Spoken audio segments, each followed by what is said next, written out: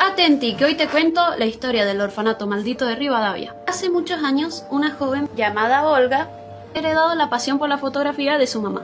En una fiesta fue a tomar fotografías y le tocó volverse caminando de noche por la ruta 50. Ella sintió unos ruidos extraños y por miedo decidió esconderse tras la sombra de unos árboles.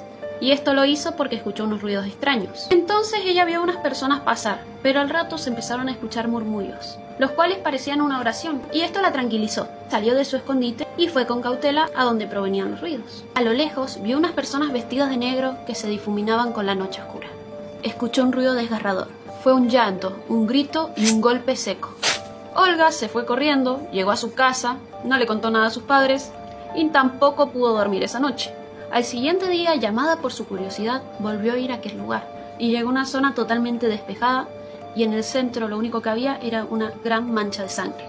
Sintió como si miles de ojos las observaran y ella decidió huir a su casa, pero esta vez sí le contó a sus padres, quienes se mostraron incrédulos porque pensaban que cualquier animal podría haberse herido y haber quedado un poco de sangre ahí. Por tercera vez, Olga fue a aquel lugar un fin de semana. Atravesó el mismo sendero, pasó por los mismos yuyos y se deslizó por la misma roca. Pero esta vez vio a los hombres de negro. Ellos estaban ahí. Ella automáticamente sacó una foto, pero empezó a notar que ellos venían hacia donde ella estaba. En la foto se ven 4 hombres encapuchados, pero la muchacha calcula que eran como 24 más posiblemente. Sintiéndose acorralada, lo único que se le ocurrió fue quedarse ahí escondida, sin sacar ninguna otra foto, porque el ruido podría hacer que la descubran. Entonces empezó a escuchar los mismos murmullos, como una especie de oración, y de un manto sacaron a un bebé. Otro de los hombres de negro empezó a alzar su mano hacia el cielo y a decir unas palabras en otro idioma, mientras miraba la misma nada. El tercer hombre levantó la guadaña hacia el cielo y la dejó caer en un golpe seco en el medio del pecho del bebé, cortando en el acto los llantos de la criatura. Ellos se abalanzaron contra el bebé siguiendo con su ritual, pero minutos después se fueron todos los hombres encapuchados. Olga corrió desesperadamente, cortándose con los arbustos, ahogada en lágrimas y muriendo de miedo. La joven llegó a su casa exaltada y los padres notaron esto, pero esta vez con evidencia en mano. Ella tenía su fotografía, así que junto con sus padres fueron a la comisaría. Y aunque el oficial se mostraba incrédulo, cuando le mostró la fotografía se quedó en shock y les recomendó tener cautela para no alarmar al pueblo. Pero su mamá era católica y llevó a su hija a la iglesia para que ella pidiera perdón y pidiera consejos. Pero el padre de la iglesia alertó a la comunidad sobre presencias. El rumor del sacrificio y la post-desaparición de Augusto, un bebé del pueblo, provocó una revuelta popular. Y lo primero que hicieron fue ir al lugar donde lo ocurrido y rodearlo. Se pusieron de acuerdo para entrar con cautela desde los 4 lados del lote, involucrados el pueblo, la policía y la iglesia. Al llegar al lugar, ahí estaban los hombres de negro. El pueblo prendió una hoguera y los empezaron a tirar uno por uno a ellos. Ellos no se resistieron, ni siquiera intentaron huir. Luego de esto, el padre de la criatura se suicidó en la hoguera. Se escuchaban gritos y un olor espantoso a muerte.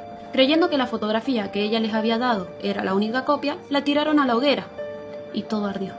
Se decidió construir un orfanato en el lugar para amparar a los niños desamparados y buscar protegerlos y tapar un poco lo sucedido. Fue así que se construyó el orfanato San Juan. Pasaron los años y Olga jamás se sintió tranquila cuando pasaba cerca de ese lugar. Jamás pensó en regresar, hasta que años después la llamaron para sacar las fotografías del aniversario del orfanato. Ese día ella sacó muchas fotografías, pero 2 de ellas mostraban algo inusual. En una foto se puede ver a Margarita y su hija Estela con 2 niños del orfanato, pero lo inexplicable es lo que está sobre la mesa. La otra fotografía la tomó en el jardín de la casa. Vio a 2 niños risueños y los quiso fotografiar, pero en cuanto los fotografió, los niños salían totalmente serios y en el medio aparecía una niña que no estaba. Olga decidió volver a la iglesia y mostrarles esas fotografías raras al padre. Mientras, uno de los mejores exorcistas fue al orfanato y les dijo que en ese lugar no se podía hacer nada. Entonces el padre intentó bendecir el lugar 3 veces y las 3 veces el aceite se evaporó en el aire. El padre les pidió guardar silencio por el bien del pueblo. Un día de mucha lluvia, mucho viento y posibilidad de granizo, donde Olga iba a caminar a la ciudad, pero vio el auto del comisario en el orfanato, se detuvo para ver qué había pasado, intuyendo que había pasado algo malo. Preguntó por Margarita, Estela y el comisario, pero nadie le respondió.